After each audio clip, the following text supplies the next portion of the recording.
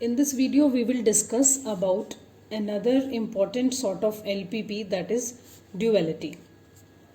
Now, the first way of stating a linear programming problem is the primal of the problem, while the second way of stating the same problem is stating its dual. So, the same problem may be solved through its primal also, and the same problem may be solved through its dual as well. In other words, each LPP maximizing problem has a corresponding dual. Similarly, each minimizing problem also has a dual. So we can solve the problem either through the primal or we can solve it through the dual. The optimal solution for the primal and the dual are almost the same, but they are derived from different methods. So it is not very difficult to create a dual of the primal, and once the dual is created, the solution can be easily got. Now let us clarify this concept of duality with the help of one example. Now this is the problem of maximization, where you have been given the values of objective function to be 50x1 plus 120x2. The constraints are 2x1 plus 4x2 less than and equal to 80, 3x1 plus x2 less than and equal to 60, and whereas x1 and x2 are greater than and equal to 0. So there are certain rules whenever you take duality, so you have to follow certain rules. The first rule is if the objective function is of maximization, the objective function of the dual will become minimization. The problem will take another form. So the question that will be given to you, it is known as primal, and from primal we create a dual. So now if the problem is of maximization, it will be converted into a minimization problem. This is the first rule. Second is, when you are going to take the dual from the primal, the rule says that in case of maximization, all the signs should be less than signs. If any sign is not less than sign, you have to convert that into less than sign before taking its dual. Now this is a very simple case. So here already all the signs are less than signs. If in case there would have been a greater than sign, I would have multiplied both the sides with -1 to convert it into a less than sign. That we will see in the second example. For the sake of simplicity, I am starting with the first case when already you have been given less than signs. Now when the problem is converted from maximization to minimization, now the values given after equal to will become your objective function. So now it will be 80. Instead of x1, just to show that it is a dual, we write y1. Instead of x, I have replaced y1. 80y1 plus 60y2. So we have got a new objective function. Subject to how the constraints will be changing. The column wise constraint will become row wise constraint. 2, 3. Now this will become 2y1 plus 3y2. Second constraint will be created from here, 4y1 plus y2. The signs which were less than, now these signs will become greater than signs. Now these values will come from the values of objective functions. So here I will replace 50 and 120. In the last we will write where y1, y2 are greater than and equal to 0. So now you can see a problem that was earlier of maximization, it has been converted into a minimization problem. And the solution that you will get from here, it will be exactly the same that we will be receiving from here. But how to see that answer, where to locate that answer, that is again an alternate procedure. So this was a simple example. Coming to the next type of example. Before moving to next example, one more thing I would like to clarify here is how many variables are there. In case of primal, it will be equal to the number of constraints in the dual. So number of variables, how many variables are there? x1 and x2. So two variables were there in the primal. The number of constraints, so there will be two constraints in the dual. So number of variables in the primal will be equal to number of constraints in the dual, and number of constraints in the primal will be equal to number of variables in the dual. So there were two constraints and two variables. So this always you will have to check. Let's move on to the second example. Now this is the second type of problems in which mixed constraints will be there. So you can see the problem is of minimization. So we can solve this problem like that, or we can opt to choose it in like a maximization problem. So as discussed earlier, when in case of minimization problem, first of all you will have to notice that all the signs should be greater than. If the problem is of minimization, all the signs should be of greater than. If problem is of maximization, all the signs should be less than. So there is one constraint number 3, where we can see that there is less than sign. So what we will do is, we will simply write this line that in order to make this constraint number 3 a greater than constraint, multiplying both the sides of the third constraint by -1. So when you will multiply this constraint with -1, of course this will become -7x1 plus 2x2 plus x3. This sign will become opposite -10. So both the sides will be multiplied by -1, and then this sign will become opposite. Rest of the signs are correct that are greater than.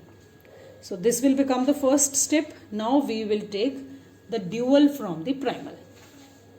Now I told you the minimization problem will be converted into a maximization problem, and from where the values of objective function will come, this equal to our solution value problems. So this will be 9y we will be writing because it represents that it's dual. 9y1 plus 5y2 minus 10y3 plus 4y4. Subject to, now row wise, how it will be shaping? The first column will become the first row. So 3y1 plus y2 minus 7y3 plus y4. Second will be 4, 3, 2 and minus 2. So 4, 3, 2 and minus 2. And the last will be 6y1 plus 2y2 plus y3 plus 4y4. Now the greater than signs will be converted into less than signs. And from where these values are going to come? These values will be coming from the objective function, that is 5, minus 6 and 4. And in the last we will write whereas y1, y2, y3, y4 greater than and equal to 0. And in the last we will again check the number of constraints in the primal. So 4 constraints, there should be 4 variables. Similarly, number of variables, 3 variables, so here 3 constraints. So that condition is satisfied. Now dual has been taken. Now you can solve the problem like this also. You will be getting the same answer from both the questions. Now third type of problems can be when you have equal to sign also in your question. So how we deal with that? Now this is our primal. In case of primal, we can see the question of maximization has been given. Now in case of maximization, it is the requirement that all the signs should be less than signs. So if I write the same problem once again, so how we will be solving this? Of course the first constraint is okay, it is less than. So maximization we require less than sign only. Now the second constraint is greater than. As we have already done, to make it a less than sign, you will be writing multiplying the second constraint with -1. So when you will multiply, this sign will become opposite and this will become -16. Now in case of equal to sign, what we have to do is we have to consider this sign once less than, and the same constraint will be written again greater than. So from one constraint we will create 2 constraints. One will be less than, one will be greater than. So we are considering equal to be of 2 sides. Now the requirement is that all the signs should be less than. Again we have got one constraint where sign is greater. Again what we will do is, for this constraint we will multiply both the sides with -1 in the next step. So this sign will become opposite sign. Now our first condition is satisfied. In case of before taking the dual, we have to convert all the signs into less than signs, that we have done. Now once this task is done, now we will be converting this into a dual. Now when you will be converting this into the dual, first of all let me write down how many constraints are there in the primal. In the primal we have 3 constraints and we have 2 variables and 3 constraints. So this condition we will check after taking the dual also. Now let us take the dual from here. I'll just erase this. Dual will be, objective function will be created from these 4. So I will be writing the objective function, and 6 and 8 we will again use. So now maximization problem will become minimization problem. From these values it will be 16y1 minus 16y2 plus 16y3 minus 16y4. This has become our objective function. So now we will create the constraints by taking it in this way. 2 minus 4. So our first constraint will be 2y1 minus 4y2 plus 2y3 minus 2y4. This will become the first constraint, and second constraint will be 3y1 minus 2y2 plus y3 minus y4. So like this 2 constraints will be created, and now it is a case of minimization. The signs will become greater than, and from here the values of solution variable will be coming, that is 6 and 8. Whereas y1, y2, y3, y4 all are greater than and equal to 0. Now again we will check the conditions. The constraints, number of constraints in the primal should be equal to number of variables in the dual. Now this is our dual. Now dual we have 4 variables, but here we were having 3 constraints.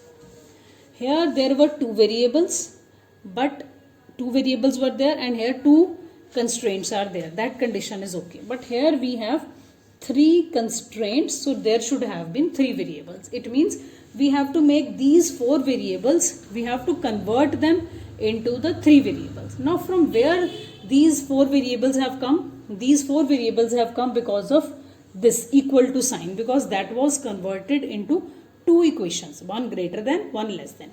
So what we will do is, these 2, last 2, we have to create an unrestricted in sign.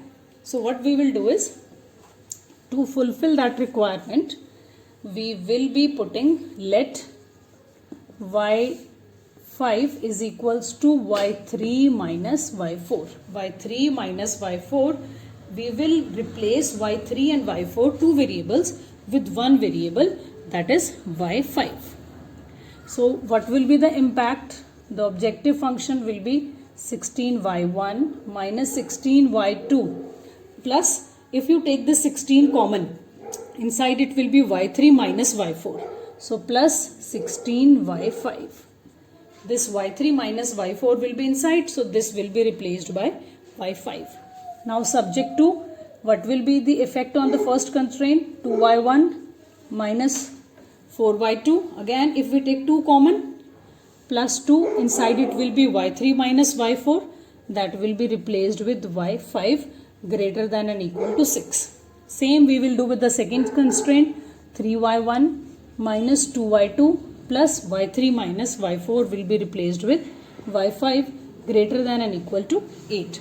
And in the last we will write, whereas y1, y2, y5 are greater than and equal to 0. So now if you will check the constraints, number of constraints in the primal was 3 and number of variables in the dual have been converted into 3. So now again we will write, for y1 and y2 we will be writing greater than, for y5 is unrestricted in sign, because we have put this value. So for any variable you will be putting the value, in the last we will be writing that variable is unrestricted in sign. So this is how various types of primals are converted into the dual. Now another type of problem can be like this, when you have been given a full complete primal and in the last it is given that one variable is unrestricted in sign. So in such question we have to start dealing with this. So when x3 is unrestricted in sign, what we have to do is we have to put x3 is equals to x4 minus x5. The next two variables we will have to take, that is not prevalent in our main question. So before starting with the dual, we will have to just replace this x3 because this x3 is unrestricted in sign with x4 and x5. So with this, our question will again change. It will be minimize z, x1 minus 3x2 minus 2x4 plus 2x5. From where this has come? So in minus 2, in the place of x minus 3, I have put this x4 minus x5. So when I opened it, it is converted into this. So in place of x3, you will be putting x4 minus x5. Coming to the constraints also, 3x1 minus x2 plus 2 x3 will be replaced with x4 and x5 less than and equal to minus 7. Second will be 2x1 minus 4x2. There is no x3, so this constraint will be exactly same. And the third constraint, 4x1 plus 3x2 plus 8 x4 minus 8 x5 is equal to 10. So now before proceeding further, it is a case of minimization. We will have to just see whether all the signs are greater than. No, this sign is less than, this is greater, and this is equal to. So this has to be converted into a greater than sign. If you want to convert it into a greater than sign, you will have to multiply both these sides with minus 1. So the signs will change. So this will become positive 7. And in case of equal to, I have earlier discussed with you, equal to signs are dealt once it will be greater than sign and once it will be less than sign. So it is greater. So when you will do it less than sign, again we will have to convert it into a greater than sign. So all the signs will be changed. It will be greater than and equal to minus 10. So now all the constraints have become greater than. Now what we can do is we can take the dual of this primal. And one more thing we will note down here is there were 3 variables and 3 constraints. So now taking the dual, this will become our maximize z. The problem will become maximize z in case of minimize z. So it will be starting from here. 7y1 plus 12y2 plus 10y3 minus 10y4. Subject to, now these will become the constraint minus 3y1 plus 2y2 plus 4y3 minus 4y4. The sign will become less than sign, and from here the value will be taken. Second constraint will be y1 minus 4y2 plus 3y3 minus 3y4 less than and equal to minus 3. The third constraint will be minus 2y1 plus 0y2 plus 8y3 minus 8y4 less than and equal to minus 2. And the fourth constraint will be 2y1 plus 0y2 minus 8y3 plus 8y4 is less than and equal to 2. Whereas in the last we will write y1, y2, y3, y4 all are greater than and equal to 0. Now this has become our dual. Now we will check whether the property that the number of constraints in the primal should be equal to number of variables. If you remember, there were 3 constraints, but there are 4 variables. Now we will have to convert these 4 variables into the 3 variables. So how we can convert that? Again, we have to put a new factor, that is y5. How y5 will be calculated? By deducting y3 and y4. If you see, here is also common, here 4 is common, 3 is common, 8 is common, again 8 is common. So we can replace y5 y3 minus y4. So our objective function will be maximize z. 7y1 12y3 plus 3 and 4 will be replaced with 5. Subject to minus 3y1 plus 2y2 plus 4. 4 we will take common. So inside y3 minus y4 will be there. It will become y5 less than or equal to 1. Second will be y1 minus 4y2 plus 3y5 less than or equal to minus 3.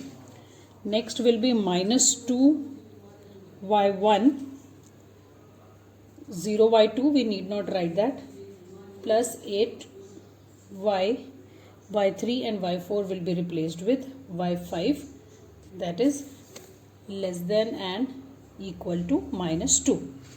And in the last 2y1 minus 8y5,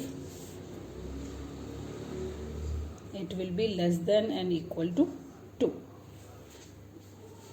So like this we will be creating, and in the last y1, y2 are greater than and equal to 0 and y5 is unrestricted in sign.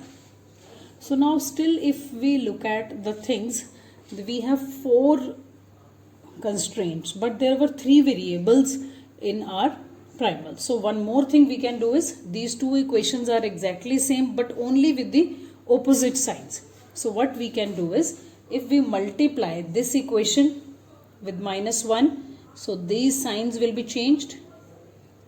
It will become greater and this will become 2. So once it is greater and once it is less, you can observe this equation. So these two equations can be converted into one equation. How? We will write this and just put equal to sign over there, which is going to represent these two. So now there are 3 constraints. There were 3 variables in the primal. There were 3 constraints in the primal, and now there are 3 variables. Now the condition is satisfied. So whenever unrestricted sign is there, we can deal the problem like this.